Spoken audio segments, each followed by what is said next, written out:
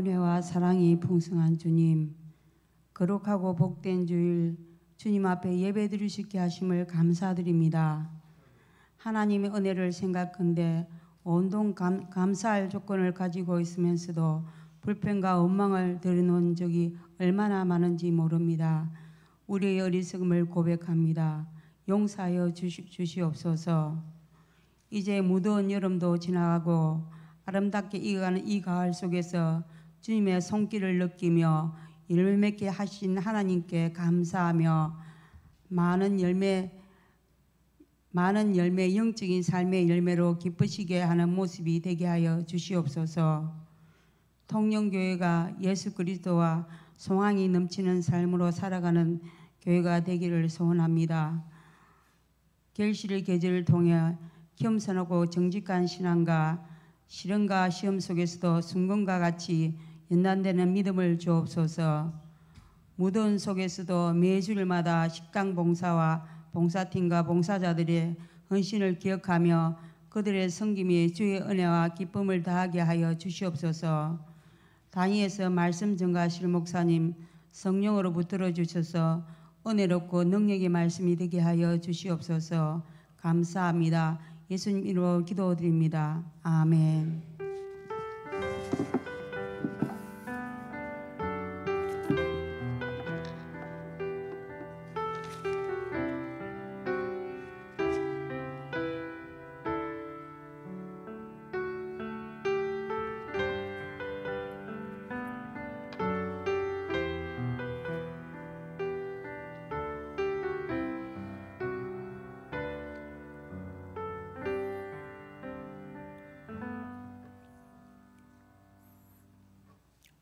우리 다 함께 찬송가 341장 하나님께 올려드립니다.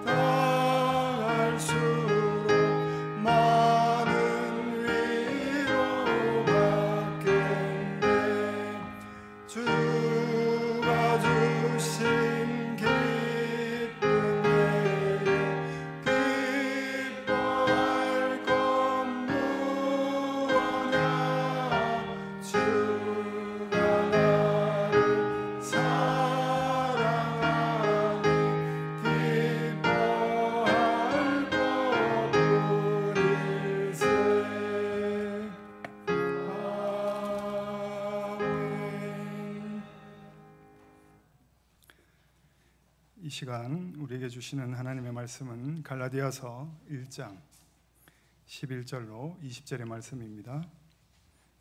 신약 302면입니다.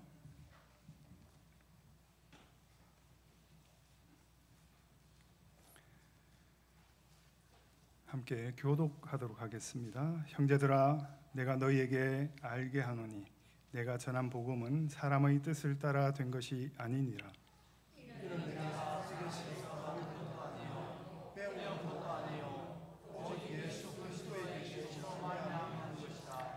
내가 이전에 유대교회에 있을 때에 행한 일을 너희가 들었거니와 하나님의 교회를 심히 박해하여 멸하고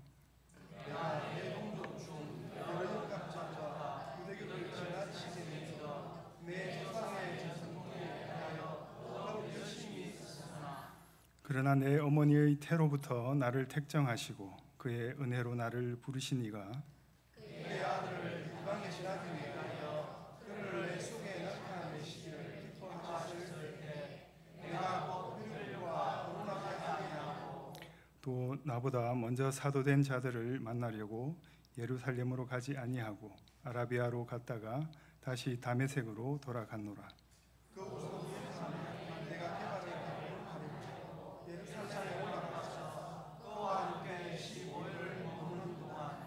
주의 형제 야고보 외에 다른 사도들을 보지 못하였노라.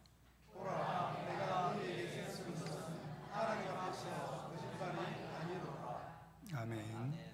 기도합니다. 영존하시며 거룩하시며 영광과 존귀와 찬양을 받으시기에 합당하신 하나님 아버지, 이 시간 주의 말씀 가운데 있는 은혜와 진리를 선포하게 하시며 성령의 임재 충만 교통하심을 따라 전하는 자와 듣는 자가 하나 되게 하시고 신령과 진정으로 예배드리는 참된 예배자가 되게 하옵소서. 예수님의 이름으로 기도합니다. 아멘. 우리가 유튜브를 시청하다 보면 중간에 광고가 뜨게 됩니다. 보통은 건너뛰어서 광고 영상을 시청하지 않고 본래 시청하던 영상을 이어서 시청하곤 합니다. 간혹 상업 광고가 아닌 마음을 울리는 공익 광고나 안타까운 사연을 가진 선교사님을 후원하는 단체의 광고에 관심과 시선이 더 오래 머무르곤 합니다. 예전에 시청하였지만 기억에 남는 도서 광고 하나가 있습니다. 시청하던 영상의 중간에 광고로 등장한 화면에서 깔끔한 외모의 한 청년이 성공에 대한 확신에 찬 얼굴로 자신의 저서와 관련 사이트를 홍보하고 있었습니다.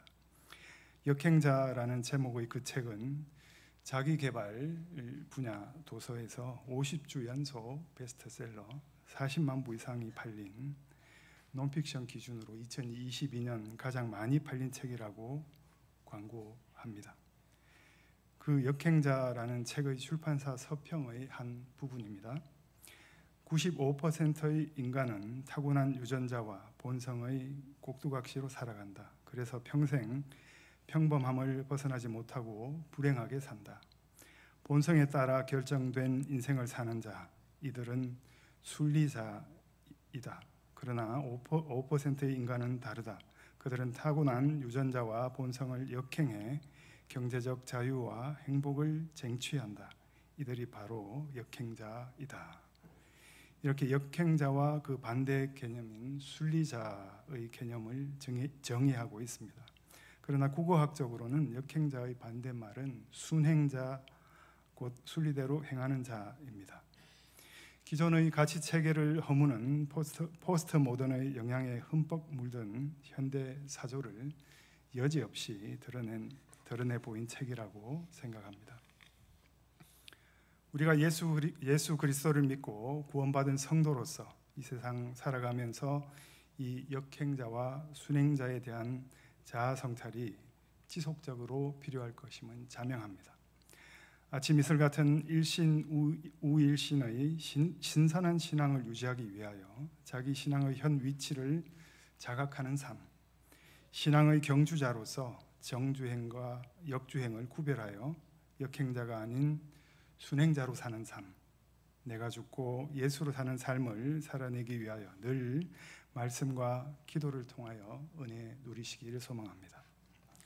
성경에는 수많은 역행자와 순행자가 등장합니다. 그 중에서도 이 시간에는 구약과 신약의 대표적인 두 명의 인물을 통하여 역행자와 순행자의 의미를 되새겨 보고자 합니다. 구약의 이 사람은 순행자에서 역행자로의 삶을, 신약의 이 사람은 역행자에서 순행자로의 삶을 살게 됩니다. 누가 인생의 주인이며 누구에게 이끌리는 삶을 살았느냐에 따라서 그 두 사람의 인생이 판가름됩니다. 성령의 임재, 내주, 교통, 역사, 인도하심의 여부가 바로 그것입니다. 이 두 사람은 공히 베냐민 지파의 사람이자 여호와께 구하자라는 뜻의 동일한 이름을 가졌습니다. 누구일까요? 네, 그렇습니다. 바로 사울입니다. 먼저 구약의 사울, 순행자에서 역행자로의 삶을 산 사울 왕의 인생을 살펴봅니다. 그는 베냐민 지파 기스의 아들로서 사사 시대를 마무리하고 왕정 시대를 연 이스라엘의 초대 왕이었으며 유력한 가정 출신으로 겸손하고 온유한 사람이었습니다. 아버지의 잃어버린 암나귀를 찾으러 다니다가 하나님의 섭리로 사무엘 선지자를 만나 미스바에서 제비뽑기를 통해서 왕으로 기름 부음 받게 됩니다. 이후 사울은 이스라엘의 원수인 암몬, 블레셋, 모압, 아말렉 족속들을 쳐 부숨으로써 왕권을 확립하고 나라의 기틀을 확립하는 순행자의 삶을 살았습니다. 하나님과 사람들의 신망을 두루 받던 순행자 사울 왕의 삶이 두 사건을 겪으면서 비참한 말로를 맞이하는 역행자의 삶으로 접어들게 됩니다. 사무엘상 13장에서 사울은 블레셋과의 전투를 앞두고 급히 자신이 주관하여 하나님께 제사 드림으로써 제사장의 직분을 침범하는 불경죄를 범하여 하나님의 진노를 사게 되고, 사무엘상 15장에서 아말렉과의 전투에서는 모든 것을 남김없이 진멸하라는 하나님의 명령을 어기고 좋은 소떼와 양떼는 남겨두고 아말렉 왕 아각을 포로로 살려주게 됩니다. 심지어 여호와 하나님이 아닌 자신을 위해 기념비까지 세우게 됩니다. 결국 역행자 사울 왕에게서 하나님의 영이 떠나게 되고 악신에 사로잡히게 되어 인생의 내리막을 걷게 됩니다. 이 두 사건 이후 사무엘은 다윗에게 기름을 부어 왕으로 삼았는데 다윗의 이름이 높아지자 사울은 다윗을 시기하여 그를 죽이려고 군사와 물자를 동원하여 헛된 시간을 보내게 됩니다.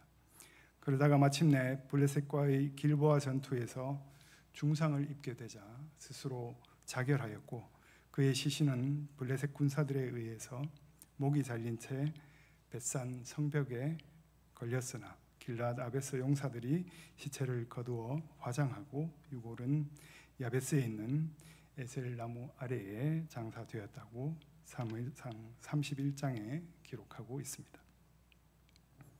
이러한 사울 왕의 인생 행적을 통하여 하나님의 인도하심에 순응하지 않는 역행자의 인생은 비참하고 허무함을 면치 못한다는 소중한 교훈을 우리에게 주고 있습니다. 다음으로 신약의 사울, 역행자에서 순행자로의 삶을 산 사도 바울의 인생을 살펴봅니다. 성경에는 하나님을 만난 후에 이름이 바뀐 사람들이 등장합니다. 창세기 17장 아브라함은 아브라함이 되었고 사레는 사라가 되었으며, 창세기 32장에서 야곱은 이스라엘이 되었습니다. 요한복음 1장에서 예수님께서 시몬을 만나시고는 그가 게바라고 불릴 것이라고 말씀하십니다. 그리고 이런 이야기가 나오면 빠지지 않고 등장하는 사람이 바로 사도 바울입니다. 우리가 잘 알다시피 바울은 본래 팔레스타인 유대 본토 출신이 아니고 주후 1세기 로마 제국의 관할 하에 있었던 지금의 터키 남부 다소에서 로마 시민권자로 출생한 디아스포라 유대인, 곧 유대인 이민자 출신 유력한 집안의 사람이었다는 것을 알 수 있습니다. 그래서 바울은 태어나면서부터 유대인의 이름인 사울과 로마인의 이름인 바울의 이 두 이름을 가지게 된 것입니다. 그럼에도 불구하고 사울이 변하여 바울이 되었다는 이야기는 많은 교회 내에서 상식처럼 통용되고 있습니다. 기독교의 많은 신자들 중에서도 사도 바울은 다메섹 도상에서 부활하신 예수님을 만나기 전까지는 예수 믿는 자들을 핍박하는 데 가장 앞장을 선 유대인 사울이었는데, 다메섹 도상에서 부활하신 예수님을 만나면서 과거의 신분과 삶을 청산하는 의미에서 이름까지도 사울을 버리고 바울로 바꾸었다고 믿고 있는 사람이 많습니다. 대부분의 교회에서 사울이 회개하고 바울이 된 것 같이 우리도 변화되어야 한다라고 가르치고 있습니다. 그러나 성경에는 사울이 회개하고 바울이 되었다라는 기록은 없습니다. 사울이 회개하고 바울이 되었다라는 주장이 성립하려면 사울이 회개한 이후에는 바울이라는 이름을 즉시 사용해야 합니다. 사울이 다메섹으로 가는 길에 예수님을 만나서 회개하고 돌이킨 것은 사도행전 9장에 기록되어 있습니다. 그는 역행자에서 순행자로 돌이킨 후에 담대하게 주 예수께서 하나님의 아들이시며 그리스도이심을 전하였습니다. 그런데 이후 그가 여전히 사울이라는 이름을 쓰고 있다는 것을 성경을 통해서 확인할 수 있습니다. 사도행전 11장 15절에 사울을 사도들에게 소개한 바나바도 그를 사울로 부르고 있으며, 사도행전 12장 25절에서도 그는 여전히 사울이라는 이름으로 소개되고 있습니다. 심지어 성령님께서도 그를 사울이라고 부르셨습니다. 사도행전 13장 2절의 말씀입니다. 주를 섬겨 금식할 때에 성령이 이르시되 내가 불러 시키는 일을 위하여 바나바와 사울을 따로 세우라 하시니. 아멘. 만약에 일반적으로 알려진 상식과 같이 사울이 회개하고 바울이 되었다면 그가 회개한 이후에는 바울이라는 새로운 이름을 지속해서 사용했을 것입니다. 하지만 사울은 회개한 후에도 여전히 사울이라는 이름으로 불리고 있었으며, 이 사울이라는 이름과 바울이라는 이름을 함께 사용하였으므로 이런 주장은 합당하지 않습니다. 사울에게 바울이라고 하는 또 하나의 이름이 있었다고 이해하는 것이 좋겠습니다. 그는 히브리인 중에 히브리인이었으며 동시에 로마 사람이었기에 사울이라는 히브리 이름과 바울이라는 로마 이름을 둘 다 가지고 있었던 것입니다. 사도행전 13장을 보면 이런 사실을 확인할 수 있습니다. 사울이 바울이라고도 불렸다는 것을 알 수 있습니다. 바울이라고 하는 사울이 성령이 충만하여 그를 주목하고 라고 기록합니다. 이 말씀은 이전부터 그는 두 가지 이름을 함께 사용하고 있었으며, 사람들은 그를 사울이라고 부르기도 하고 바울이라고 부르기도 하였다는 뜻입니다. 즉 사울의 또 다른 이름이 바울이라는 것입니다. 사도행전 후반부로 가면 바울이라는 이름을 줄곧 사용하게 됩니다.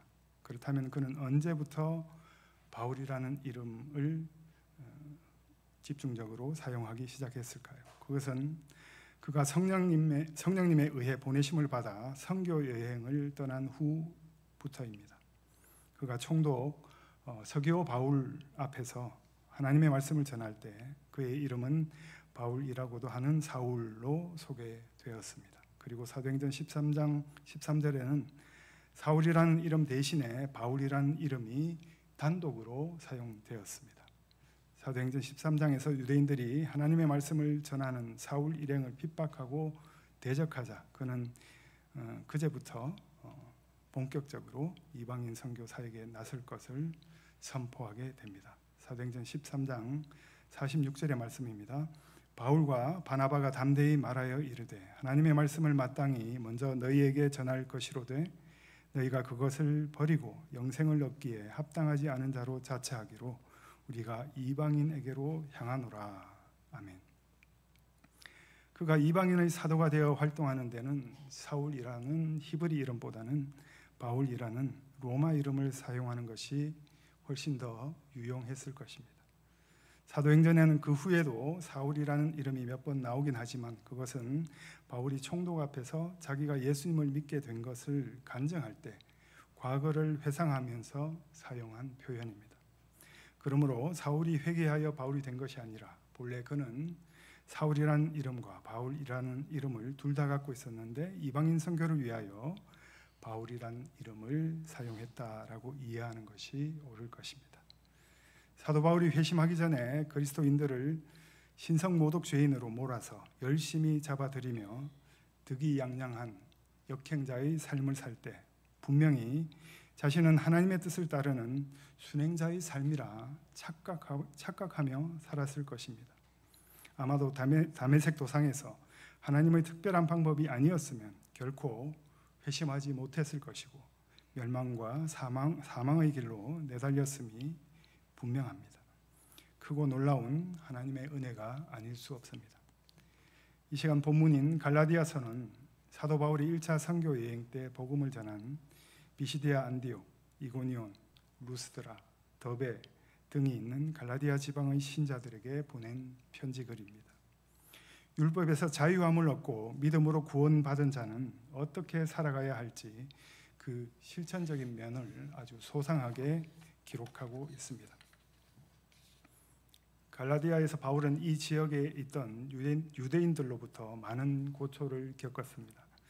안디옥에서는 유대인들에게 쫓겨서 더 이상 복음을 전하지 못하고 이고니온으로 사역지를 옮겨야 했으며 이고니온에서도 유대인들의 박해를 피해 급히 루스드라로 도망쳐야 했습니다.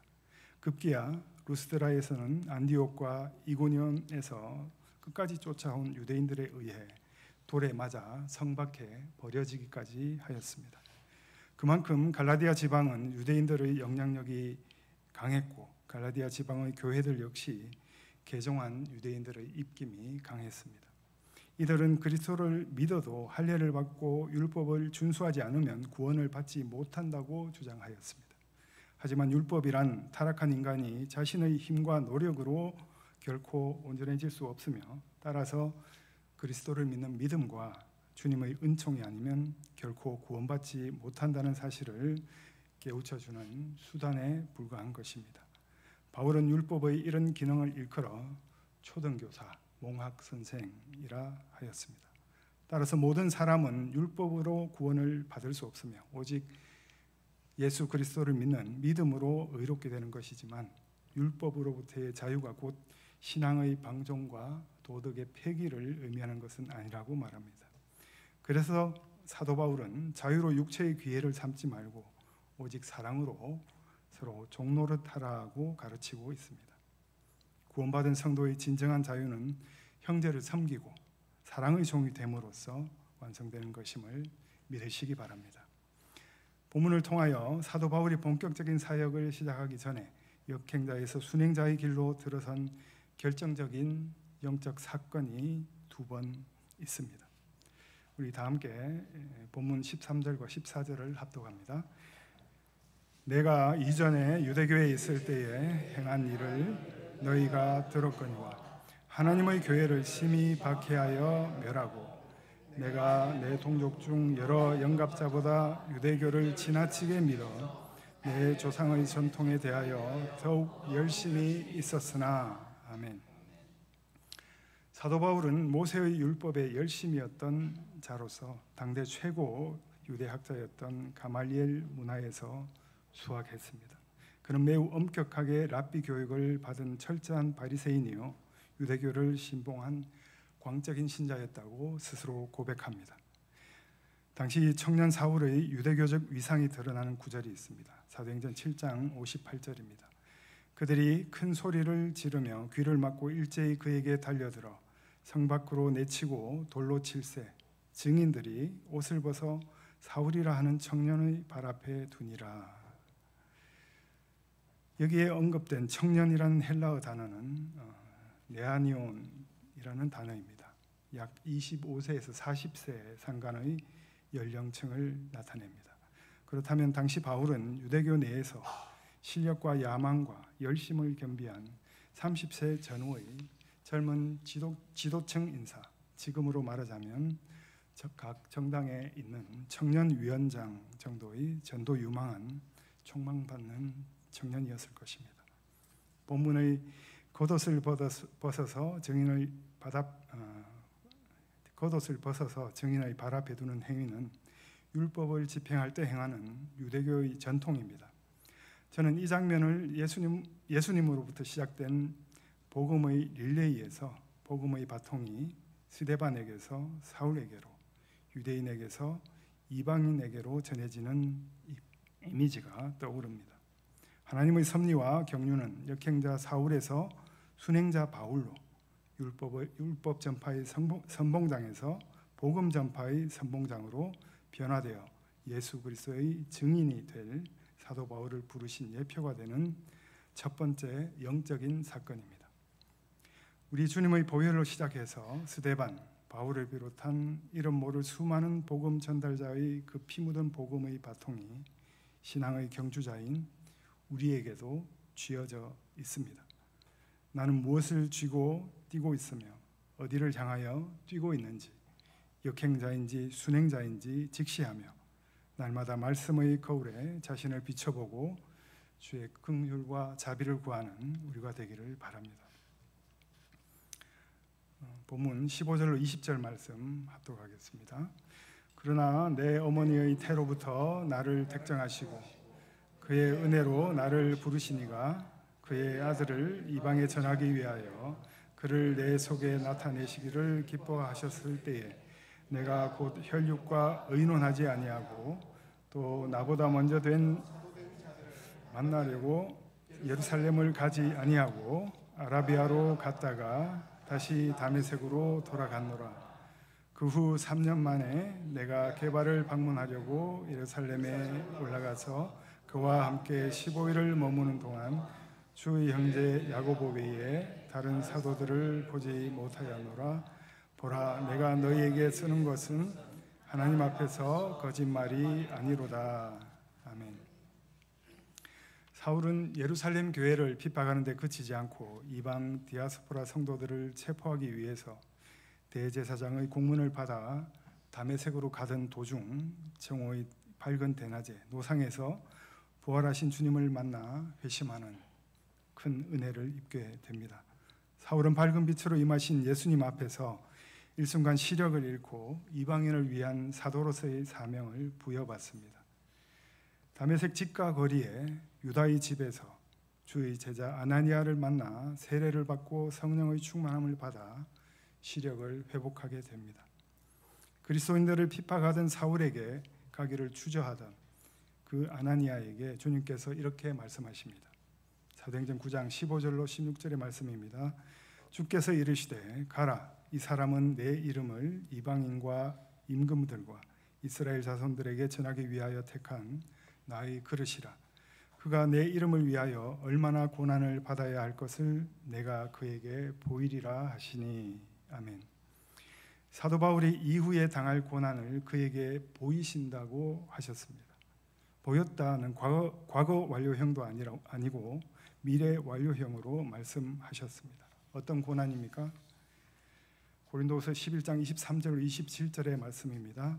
그들이 그리스도의 일꾼이냐 정신없는 말을 하거니와 나는 더욱 그러하도다. 내가 수고를 넘치도록 하고 옥에 갇히기도 더 많이 하고 매도 수없이 맞고 여러 번 죽을 뻔하였으니 유대인들에게 40에서 하나 감한 매를 5번 맞았으며 3번 태장으로 맞고 1번 돌로 맞고 3번 파선하고 일주야를 깊은 바다에서 지냈으며 여러 번 여행하면서 강의 위험과 강도의 위험과 동족의 위험과 이방인의 위험과 시내의 위험과 광야의 위험과 바다의 위험과 거짓 형제 중의 위험을 당하고 또 수고하며 애쓰고 여러 번 자지 못하고 줄이며 목마르고 여러 번 굶고 춥고 헐벗었노라.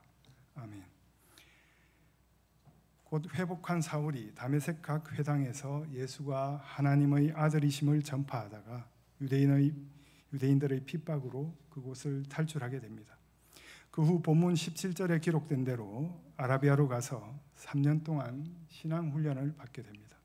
바로 이때가 주님께서 사울에게 장차 받을 고난을 보이시고 달려갈 길을 다한 후에 로마에서 참수당하는 이생의 끝도 보이시고 고난과 죽음 뒤의 영광까지 맛보게 하셨을 것입니다. 더불어 삼청천도 보이시고 재림과 심판 그리고 천년 왕국으로 이어지는 예수 그리스도를 통한 하나님의 구속 경륜을 다 보이셨으리라 짐작합니다.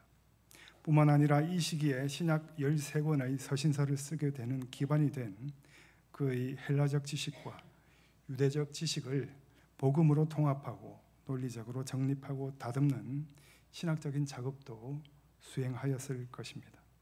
그런데 왜 그 기간이 3년인가에 대한 의문에 대한 답은 예수님의 공생의 3년여의 기간이 12제자들의 수련 기간이었으므로 바울의 수련 기간도 사도적 지위를 얻는 기반이 되는 암묵적 조건 중에 하나가 아니었을까 유추해 봅니다. 일반 대학원의 2년 과정과 차별되는 신학대학원의 3년 과정도 여기에 모티브가 있는 것이 아닌가 싶습니다. 또 하나의 의문이 있습니다. 왜 아라비아인가입니다. 아라비아의 지정학적 위치와 하나님의 계시와 훈련에 대해서는 많은 신학적인 논란이 있습니다.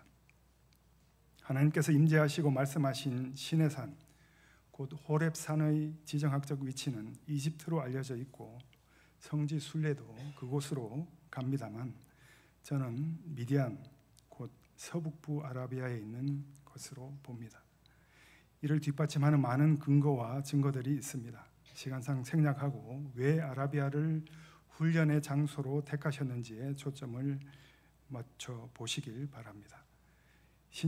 신앙훈련의 주체이신 하나님께서 모세를 훈련하시고 부르신 여호와 임재의 처소인 아라비아 미디안 광야에 사울을 부르시고 훈련케 하셨다라는 것이 핵심입니다. 하나님과 홀로 독대하는 광야는 신앙훈련의 최적의 장소였던 것 같습니다. 우리 주님도 공생애를 시작하시기 전에 유대 광야에서 40주야를 금식하며 시험을 받으시고 마침내 승리하셨습니다. 모세도 미디안 광야에서 40년을 훈련받고 주어진 사명을 감당했습니다. 출애굽한 이스라엘 백성들도 40년을 광야에서 연단받았습니다. 우리 역시 천국 백성 성민으로 영원히 주와 함께 살기 위해서 이 땅의 인생이라는 광야에서 정금같이 빚어지고 있음에 감사함으로 순행자의 삶을 온전히 누리시길 바랍니다. 때로는 우리가 하나님 뜻에 순종하는 순행자로 살다가도 나도 모르게 역행자의 길에 서 있는 것을 발견하게 됩니다. 순행자의 길, 역행자의 길이 따로 있는 것이 아닙니다. 우리 각자의 인생길 한 길에서 온전하신 선이신 하나님을 향하여 걸으면 순행하는 것이고 하나님을 등지고 반대로 걸으면 역행하는 것입니다. 우리가 순행자의 삶을 살다가도 잠시 역행할 수도 있습니다. 그러나 불타는 소돔과 고모라를 뒤돌아보다가 소금 기둥이 된 롯의 아내처럼 역행함으로 저주받을 존재였던 우리가 예수님의 십자가 공로로 가끔 실족함이 있음에도 불구하고 그리스도의 장성한 분량까지 자랄 수 있는 기회와 은혜와 자비를 얻게 되었습니다. 바울이 내가 나 된 것은 하나님의 은혜로 되었다고 고백한 것처럼 나를 구원하신 예수의 이름을 위하여 우리의 삶도 주님께 온전히 맡기고 주 예수 그리스도의 종으로 사로잡힌 자로 순종하며 살아야 마땅할 것입니다. 우리 삶의 끝자락에서 순행자의 삶을 마감하며 하나님의 그 크신 사랑을 우리의 입술로 고백하는 그 은혜 위의 은혜가 우리 모두에게 있기를 축원합니다. 기도합니다. 우리를 위하여 피 흘리고 살을 찢으신 주님을 찬양합니다. 끝까지 참으시고 기다리시는 주님의 은혜에 감사하며 순행자의 삶으로 응답하는 우리가 되길 원합니다. 나는 할 수 없습니다. 그러나 하나님의 영이신 성령께서 나와 함께 하시면 능치 못할 일이 없음을 고백하는 우리 모두가 되기를 원합니다. 우리를 향하신 하나님의 뜻이 온전히 이루어지는 순행자의 삶을 살아내는 통영교회 모든 성도되게 하옵소서. 우리의 구주 되신 예수님의 이름으로 기도합니다. 아멘. 다 함께 461장 하나님께 올려드립니다.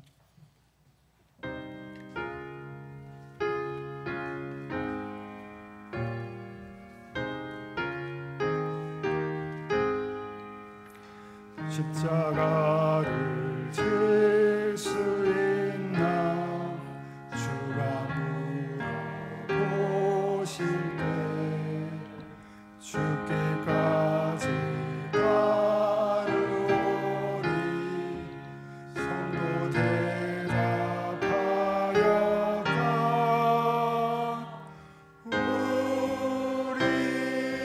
심령 주의 것이니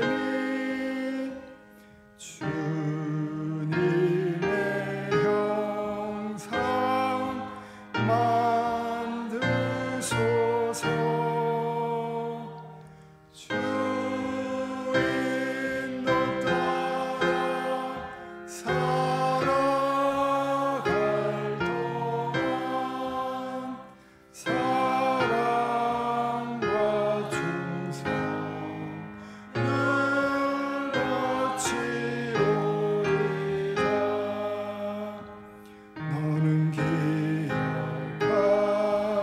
있나 구원받은 강도를 그가 회개하였을 때 나고 허락받았다. 우리의 심령 주의 것이니 주님의 형상 만드소서. 주 인도 따라 살아갈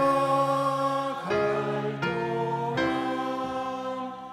사랑과 충성 늘 바치오리다. 걱정 근심 모든 분이 너를 둘러 덮을 때 주께 내 영 맡기겠나. 죄우승 이르며 우리의 심령 주의 것이니 주님의 형상 만드소서. 주 인도 따라 살아갈 동안 사랑과 충성 늘 바치오리다. 이런 일 다 할 수 있나 주가 물어보실 때 용감한 자 바울처럼 선뜻 대답하리라.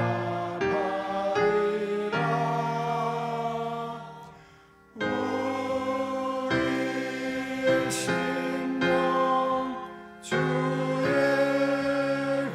것이니 주님의 형상 만드소서. 주 인도 따라 살아갈 동안 사랑과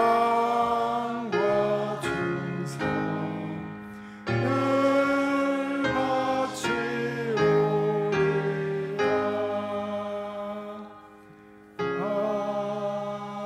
아멘. 광고드립니다. 다음 주일 25일 오후 예배는 삼여전도의 헌신 예배입니다. 강사는 김진성 담임 목사님이십니다. 3, 4분기 장학금 지급이 오늘 오전 10시 30분에 목양실에서 있었습니다. 아이들을 위해서 많은 기도 부탁드립니다. 다음 주일 2부 예배 후에 각 지정장소에서 기관 원례회가 있습니다. 다음 주일 오후 구역장 권찰 모임 후에 삼창 로비에서 교육부 회의가 있습니다. 행복한 전도대 모두 함께 전도하는 날이 오는 27일 오전 9시 30분 3교육관에 모여서 출발합니다.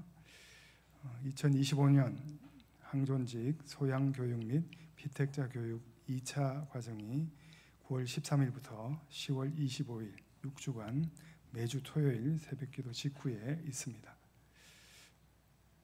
장소는 본당이고 대상은 항존직 및 2025년 피택자 전원이 되겠습니다. 오늘 오후 4시에 예배 마치고 오후 4시에 교회에서 출발해서 용남에 있는 다향이라는 음식점으로 1, 2, 3 여전도회가 75세 이상 어르신들을 모시고 식사의 자리를 가집니다. 다 참석해 주시길 바랍니다. 세례 신청을 받습니다. 세례 대상자 및 세례 희망자는 김대현 부목사님께 신청해 주시고 일정에 따라서 교육에 참여하시길 바랍니다. 일정은 9월 21일, 28일 주일 오후 1시 반 새가족부실에서 교육이 있겠습니다. 수능을 준비하는 수험생들을 위해서 함께 기도해 주시기 바랍니다. 사랑구역의 이창대, 이지원 학생 그리고 새신자인 진원우 학생입니다. 금요 기도회가 매주 금요일 저녁 8시에서 9시 사이에 있습니다. 찬양과 기도를 통하여 풍성한 은혜를 체험하시는 그런 복된 기도회가 되시길 바랍니다. 수요 기도회 기도 순서는 김수곤 집사님입니다. 이상 다른 강구 없으시면 축도로 예배를 마칩니다. 이제는 우리 구주 예수 그리스도의 십자가 사랑과 하나님 아버지의 그 크신 사랑과